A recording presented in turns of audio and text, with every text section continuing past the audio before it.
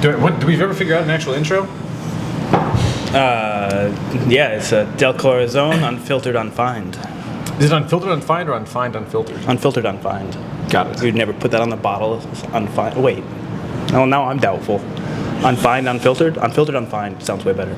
Okay. This is the intro, by the way. That was the intro. So, yes, we're... All right. So, no, after you, please. Okay, I'll just tell you what we're drinking first. So this is Compris Vineyards, one of our close friends of Corazon. This is their Mountain Echo 2022 Pinot Noir. It's a fantastic Pinot Noir. Back when they still used glass caps, or glass corks, I suppose. Very good. Yeah. I'm not even much of a Pinot guy, but sacrilege, I know. But yeah, they came in on one of our Winemaker Wednesdays. They did. Recently. I guess let's talk about the table we're sitting at. Oh yes, this table. This table is the table we use for sobremesa. Sobremesa is our chef's table. It has a changing menu changing wine pairing every time it's booked. So we have guests here, and they come in to kind of an unknown space. But sobremesa in Spanish means around the table, literally. But in the more spiritual term is what happens around that table, conversation, food, the work that goes into making all that food. And so to heighten that, this is my family table. When I was a kid, and this was my grandparents, and they got it way before any of the people that I know, or even twinkles in someone else's eye. So I've had a lot of breakfasts and conversations and fights and birthdays at this table. So it's a little over 100 years old and in pretty good nick. So we need to put a couple of hot pans down on it once or twice. It's a well-used table. Yeah. And it also reminds me of those times when I would be around a table like this. But speaking of being around a table like this, if you're a regular viewer, and we know you are, you might notice someone's missing. So we're missing Julia today. She is off doing a bit of sort of background work for our wine list. We'll talk about that more later in a future episode. But we'll miss her today, but it's just you and I, so we got to come up with something to talk about. Yeah. So I guess if you could tell everyone watching more about what to expect during Sobremesa, is it something they can come and just order, or is it something that's... Right. Sobremesa is, because it's such a particular experience, it's a 7-course meal that is served up here. It's a maximum of 4 people ever. Has to be reserved ahead of time. We don't take same-day reservations, same-day walk-ins. And that's because the kitchen takes a look at the person. We do a little bit of research, I think is the kosher way of saying it. And we kind of find out a bit about that person, about what they're interested in. If we have enough time, we'll try and ask them some questions before they come in. And then we create a menu that is indicative of the season, of what we can get. The last one we had, I went to the farmer's market that day, and they happened to have these really amazing peas, so we ended up using that in one of the dishes just because they were available. So we definitely try to attune our menu, and then at the same time to show people what we can do and what we have available to us in terms of skill in the kitchen. Oh. And as far as the wine pairings go, I like to think that the pairing comes secondary. Really what we're doing is we're getting to show off super cool producers. A lot of the wine pairings that we selected are local producers. Right. People like Compris or Fossil and Fawn, folks that we like a lot, who are producing super great wines in the Willamette Valley. And then we also get to bring in people from, across the entire world, because there's almost no country who is not at least attempting to produce wine at this time. Right. Well, and we're very fortunate that a lot of these guys are down the street, but every now and again we come up with something, a part of the meal that needs maybe something we know that we can get that taste profile, something that matches that, something that complements it from, Armenia or Portugal. So I think it's kind of fun because it gives us a chance to explore different wines and different pairings that we couldn't typically do on the floor for everybody, just because of the cost involved. No. And because not everybody would like that wine. We do some pretty unusual wines up here, which makes it a fun experience and unique every single time. And that is Sobre Mesa. Sobre Mesa. That's it. So, my experience being in the front of house, I only kind of get to see bits and pieces of the menu building process. So I know that when we sit down and we talk about how the menu is going to be worded on the physical paper menu, I know there's a lot more before that goes into building this menu. So what is it that you and the team are doing to kind of conceptualize and bring to fruition an entire brand new seasonal rotation of a menu? So yeah, I think you hit the nail on the head with the word seasonal. So most people think there are 4 seasons, right? Spring, summer, fall, and winter. In growing terms, for a lot of the farmers out here in the Willamette Valley, there's about 7 to 9, depending on what elevation you're at. So they'll get in certain produce for maybe 4 weeks, and then that's done. Whether it gets too hot or gets too cold, or they need to plant something else.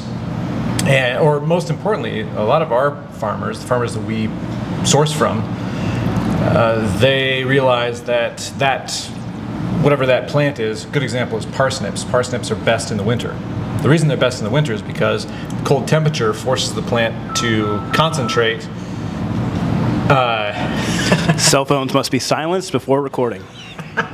I never have to worry about this. The plant has to concentrate its sugars and its energy into the root and not the greens. So it's not getting up to sprout, it's not sending up seeding bodies. It's just focusing on the root, and that makes it very sweet and delicious. You don't want that once the weather starts to warm. Then it reprioritizes seeding and it doesn't taste as nice because it's kind of woody. So when we're creating a new menu, the first thing we look at is, all right, what season are we going to be in for the next 2 months? We try to keep the menu consistent for 2 months. Helps us with ordering, helps us to get our flow down and get good prep lists and good counts on things, make sure that we're actually producing enough. So it's a very small kitchen.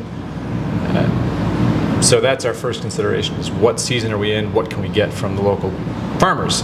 And from there we say, okay, we know we can get peas, for example, or fava beans for a couple weeks. We go talk to farmers who are growing that and find out how many, what are they actually growing? Okay, you're growing peas, what kind of peas exactly? Or how would you use them? Try some, take a little bit. Maybe I have memories from last year or a couple years ago, or the farmer and I have talked about it last fall. I think one of the amazing things that I've seen happen here is the farmers are generally standing in our kitchen talking to you about, well, you know what, on second thought, I do have some stuff that's currently starting right now, and it'll be ready in 2 weeks, and it influences and changes what you guys are going to do in the kitchen. Absolutely. One of our favorite farms is Goodfoot Farms over in Kings Valley. Beth Hoynacki is the leader of that troop, and she is very upfront with us about what she can do and what she's got. And when we talk to her, we ask her, what are you going to have? What do you like? What do you think is going to taste good in this time period?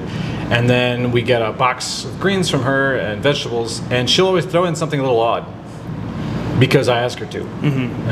And we take that and throw it into a dish. We say, okay, we know right now new potatoes. So we're in early May. New potatoes are a delicious addition to any menu. It's a very different potato. Most people don't get a chance to eat them. Explain new potato. So those are the potatoes that are dug now. So you've planted them before, and you let them grow, and then you harvest them in the spring. So they're a very thin skin. Often they're a lot more vegetal and a lot less starchy, potatoy, which you get in a keeping potato. They don't keep. That's the other thing. They don't store. So you got to use them within a week. I'd say really more like a couple, 3 days at max. So that's the kind of stuff that we get from farmers. And then we turn around and say, all right, what are the dishes we want to make sure we have? We want to have something, so we don't mark anything as being vegan, we don't mark things as being gluten-free. Partially because most of our recipes are gluten-free, just naturally, the ingredients we tend toward. But also because there's a stigma on gluten-free food and vegetarian, vegan food that it's mostly really bad or that it's really processed. Vegan food is highly processed in most cases, and people want to. Turns out before processing, most food was vegan as long as it excludes animal products. Right. Yeah. And we also, if you're getting something from our cena menu, which is dinner in Spanish, you're going to get almost an entire meal. You're going to get a small side that comes with it. It's almost always greens. We put a lot of vegetables in every single dish. But we want to make sure that we have those options because they're interesting, they're really good. But occasionally people want them. Occasionally people don't know that they want them, they try them anyway, and they're like, oh, this vegan gluten-free dish, which they found out after they've cleaned their plate, it was really tasty. Yeah. You go, yeah, there you go. So as we're coming into that area, we say, okay, we want these sizes of things. We start looking at how do we create a good taste for each product. There's the best products, in my opinion, especially when it comes to vegetables. You do the least to them because they are already the best ingredient. Yeah. You're not getting tomatoes from Chile. You're not getting, salad greens from Texas. You are.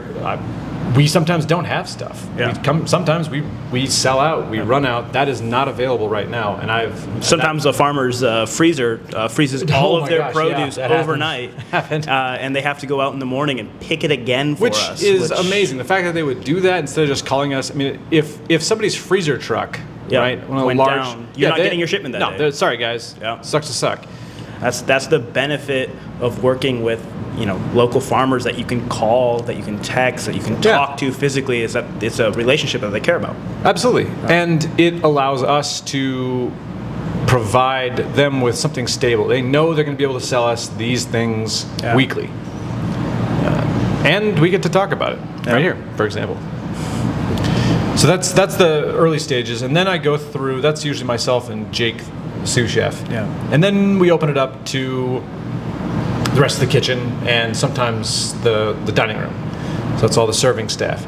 And might ask a couple of questions. All right, hey, what do you think about this? Have you ever had this? Try this thing. And we take about a week and a half to just put out little pieces of each dish. We almost never make the entire dish all the way. Yeah. And people try, like, oh, here's a little bit of the buckwheat tabbouleh. All right, what does it need? What do you like? What do you dislike? Let's talk about it. Engaging the staff. My note is almost always salt, and 95% of the time it's just because I love salt. And you're not even a smoker. Yeah, I know. I mean, you'd think that. Anyway, yes, that's. Salt could really use some more saltiness. Salt. Yeah, more of that always. Yeah. And one of the things I love about kind of watching from the outside, you guys create this menu, is it's not like, okay, this is chef's vision, this is what I'm doing, and none of you matter. We don't have a dishwasher, but if we did, you would ask their opinion. Of course. And everyone collaborates, and I've watched Jake come up with an idea where he's like, oh, this is something I've done at a previous kitchen, or this is something I've read about, and without even question, you're like, yep, let's do that. Yeah, it's good, and we'll try it, and sometimes exactly as it is thought about, we can turn that into form really quickly, and sometimes it needs to be altered. One of the I mean, we all stand on the shoulders of giants, right? Nobody is starting off like, what? You put those two things together? No one's ever done that before. Well, maybe no one in this person's experience, but that's fine. We're all pulling from many years of experience. Yeah. So We've got a stack of books in the back to prove that. we do. Yeah. So yeah, I really enjoy that process, and then we put it on the menu. Occasionally, we'll make an entire dish. There's a caveat there. If none of us have ever made the dish in its entirety before, we've never worked with this piece of meat. We've never cut fish in this particular way. We've never, this technique isn't familiar to us. We will make that entire dish from start to finish, 0 to 100. And see where the hitches are. And then we keep the prices low for the first, 10 days that the menu is public, because we know we're going to be screwing it up. Yep. The public becomes our test lab. Which is a weird thing to do, because we are selling things to the public and we're saying, hey, we are executing at a high level. We aren't exactly sure how this is going to be perfected, and you guys are going to be part of that.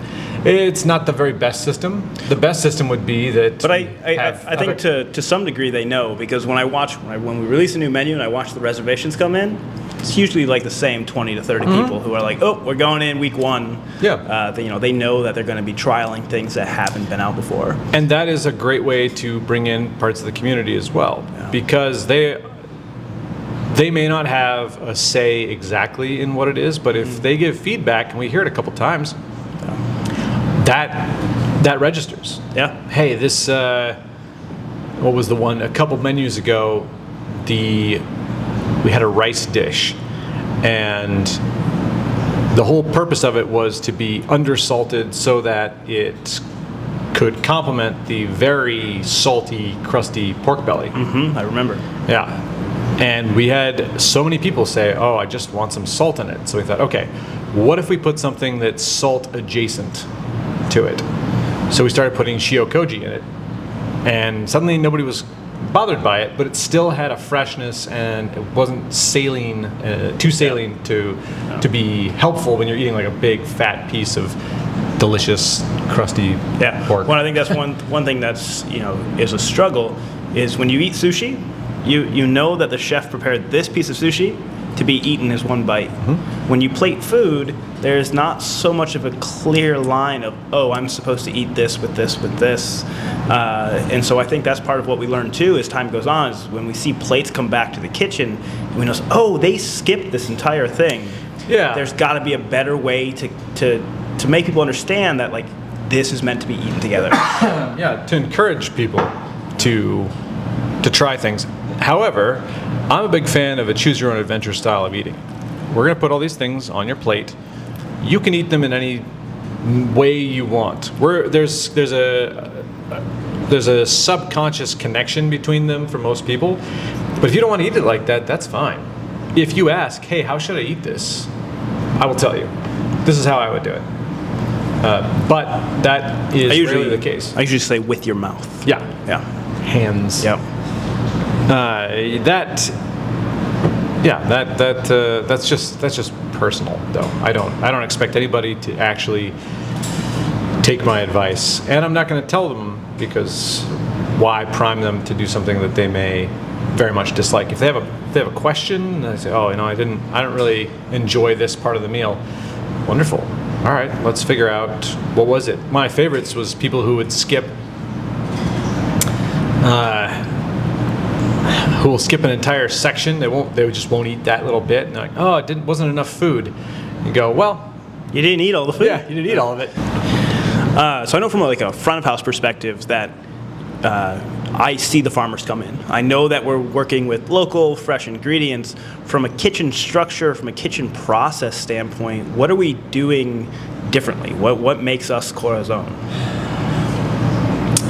I've worked in a fair number of kitchens that have a very hierarchical structure. I've worked in a lot of organizations that have a very hierarchical structure, and there are benefits to that. Those benefits, though, have to come with a larger system, which we don't have at this restaurant, mostly on purpose.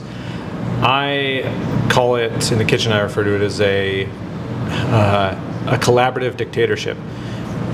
we get together, we talk about what needs to happen, we try things, figure it out. All right, this doesn't really work. We need more of this, less of that. Do you like this? Yes or no? What do you like?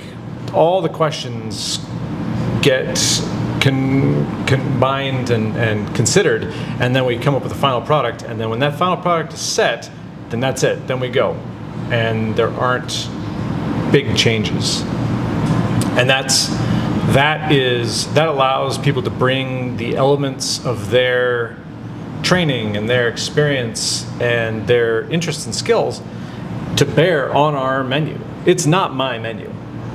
I didn't make that. Mm-hmm. Not alone.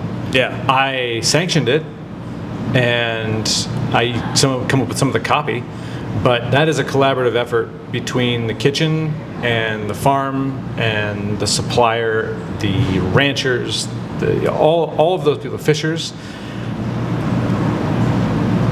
We just find it creates a better environment, and it creates a more willing atmosphere that allows people to be more willing in offering their opinion and their ideas. I might not take their idea. I might listen to what they say, think about the various, put it through my own metric, and say, we're not going to do that.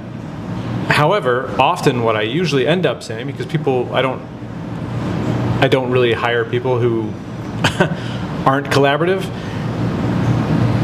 Usually what happens is you say, okay, we're not going to do that with this dish, but let's hold on to that. Let's see what else we can do with this, or develop that a little bit more. It'll work somewhere else. That's a good idea, but it doesn't fit right now at this point. What else? Let's try and find something else we can put that in. We have a Mother's Day brunch coming up. We're closed on Sundays. We don't do brunch, but this is a special occasion, so we're going to. The waffle. We're serving waffles and other stuff, but the 2 waffle ideas came from our newest commis. I don't really have a preference on waffles. Sweet things not my jam. Breakfast food. My idea of a good breakfast is a cup of coffee. Full stop. So I asked them if they had ideas, because they love brunch. Okay, you're going to give me your ideas, we're going to talk about this. All right, does this make sense? How can we actually do that within the limitations of our very small, very electric kitchen? Can we do that? Yes, no. Do we need to adjust something? Is this too ambitious for a one-off? However that works. And then we can turn around and go, all right, is it cost effective? All those things.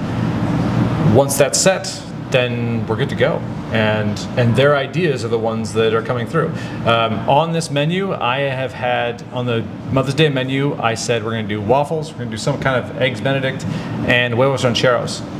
And then the kitchen staff said, what if the waffles were like this? Hey, what if we put this on the eggs Benedict? What if the huevos rancheros was more of a New Mexican green chili style?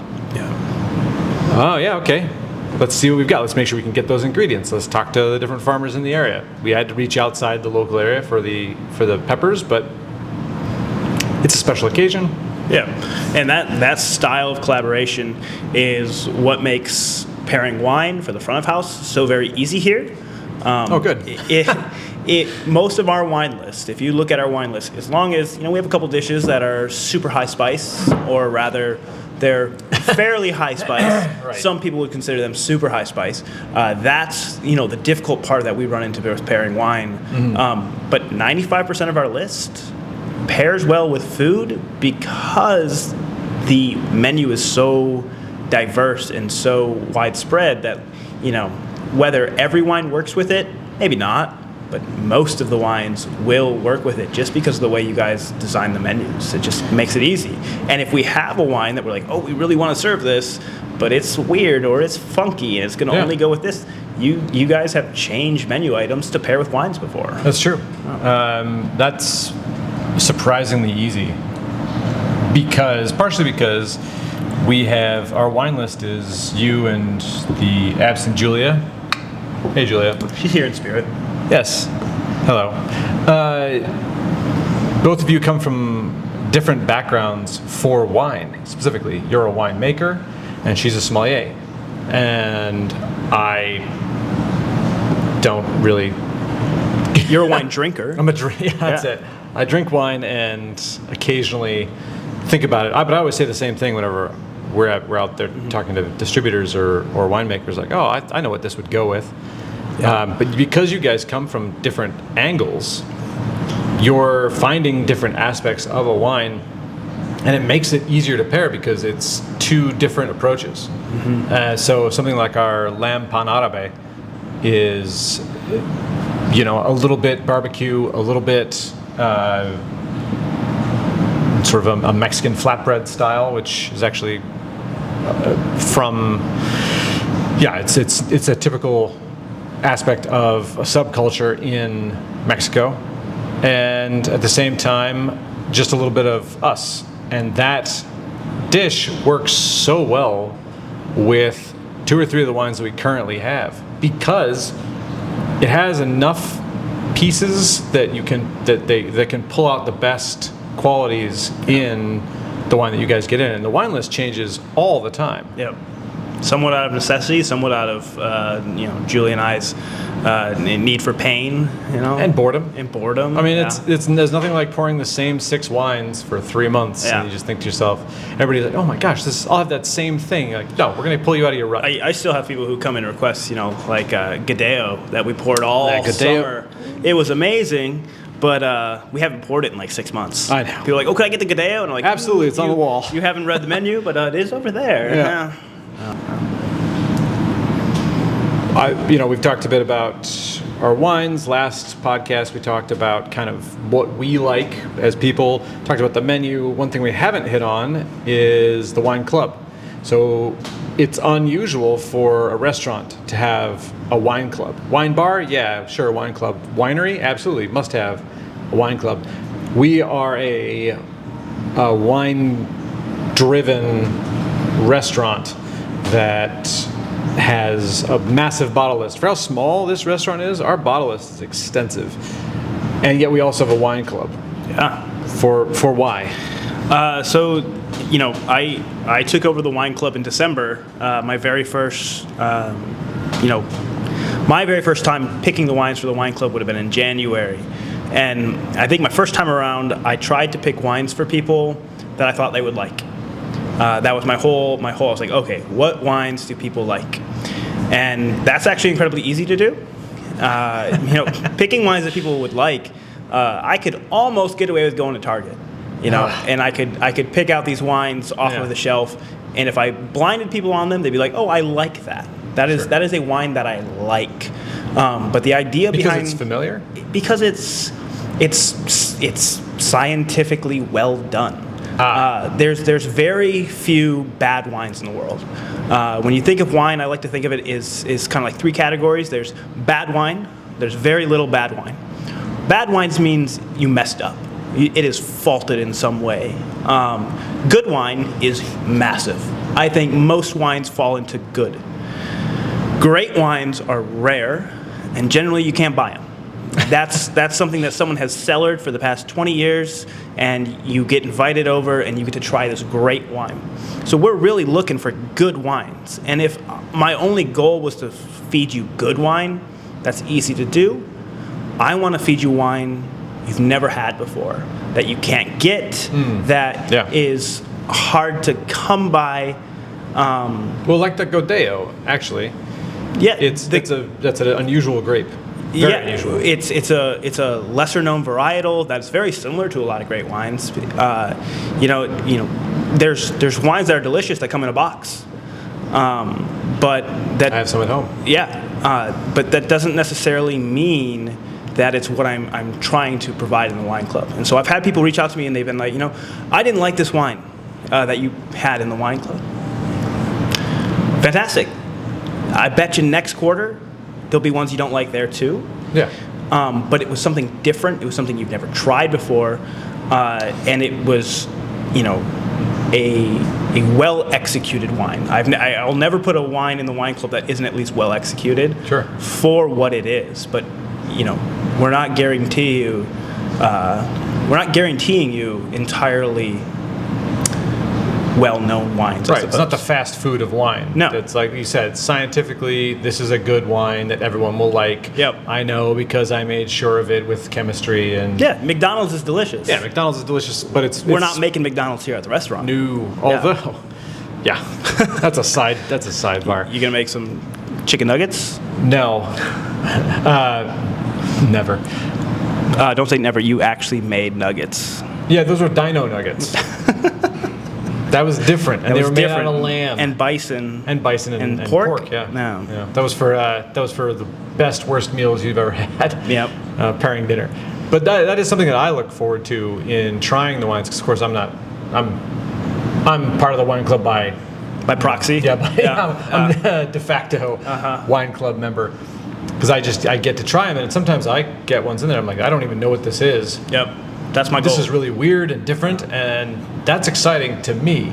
But that also shows the character of Corazon. We are not going to give you, there's nothing traditional here. We keep telling people this, and they don't believe us.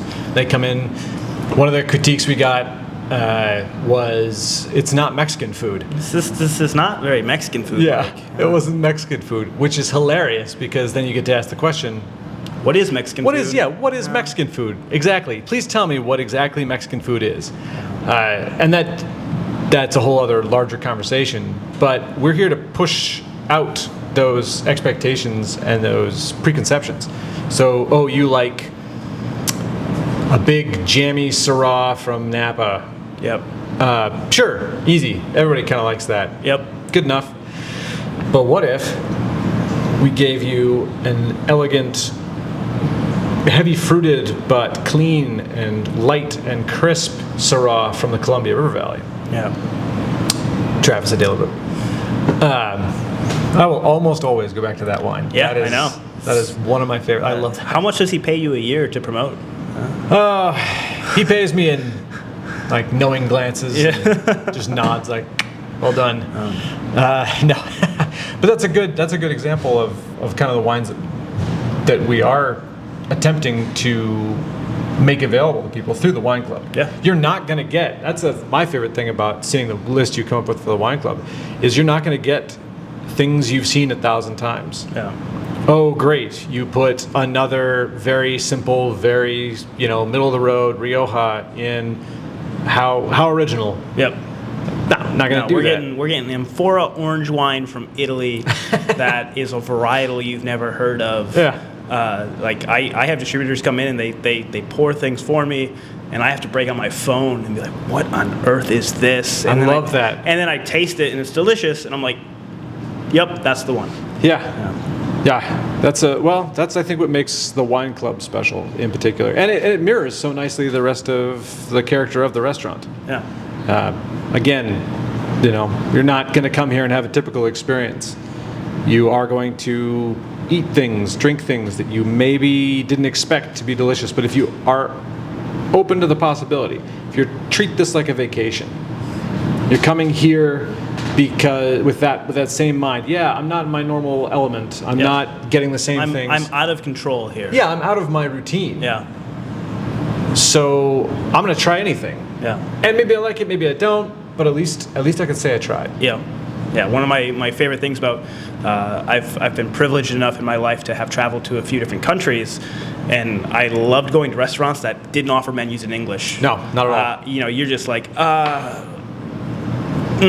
Yeah. and you hope what you get is good, but you have no idea. I've had so much amazing food in languages I didn't understand. Yes. And it's such a engaging experience, which is why we do a bit of Spanish on the menu. I know Spanish isn't the most unfamiliar language. Most people were forced to take it at some point in their high school career. But we use a little bit of Spanish to remind people that, this is going to be a bit different. This is going to be a bit different. This is going to be a little unusual. You're going to get things that you think you may not like, but try it. Right now we have a dish that we call anticuchos, which is marinated duck heart. And we marinate it, put it on a skewer, and we put it on the grill. And it gets served with a little Venezuelan-style avocado salsa. People have had it, it's only been on for a week now, and people enjoyed it and said, like, wow, I never had duck like that. That's really good. Because you've never had duck heart. Right. Yeah. But if you tell somebody immediately duck heart and they have that mentality of like, ooh, I only like burgers, Yep. they're not going to try it, despite the fact there's heart in burgers. Yeah. Often. Yeah. Good. In the good ones, in the good burgers. But yeah, I'm looking forward to. Do you have a preview for us for next quarter's wine club? I'm picking all of the wines next week with the distributors. So next week on Instagram, I'll have a teaser for the wine club selection. Nice. Yes, our Instagram is very helpful if you want to be in the know. And our newsletter. Sign up for our newsletter. Yeah, we have a newsletter. If you're not into the socials, I only email you twice a week, I think. About twice a week. and it's all stuff to know. It's all good stuff to know. Who's up next on Winemaker Wednesday? Yes. Menu changes. Our ceviche changes almost every week. Yeah, it's good stuff to know. Yeah. Yeah. I let you know about your car's extended warranty. Love that. Yeah, it's great stuff. Introduce you to Nigerian princes. Yes, I have a ton of gold, but it's not currently in cash value. If you can send me cash, I can then get the gold out of my bank. Perfect. It's great. Yeah, we'll also send you a free bottle of wine with A that. free bottle of wine if you send me Act money now. first. Yes. Perfect. Not bad. Well, we'll be back next month with more, and hopefully Julia will be back with us. Julia and maybe a guest. We need to bring on a guest. We should look for some Because guests. no one wants to hear us talk this much. No, I don't even want to hear me talk this much. Cheers. Cheers.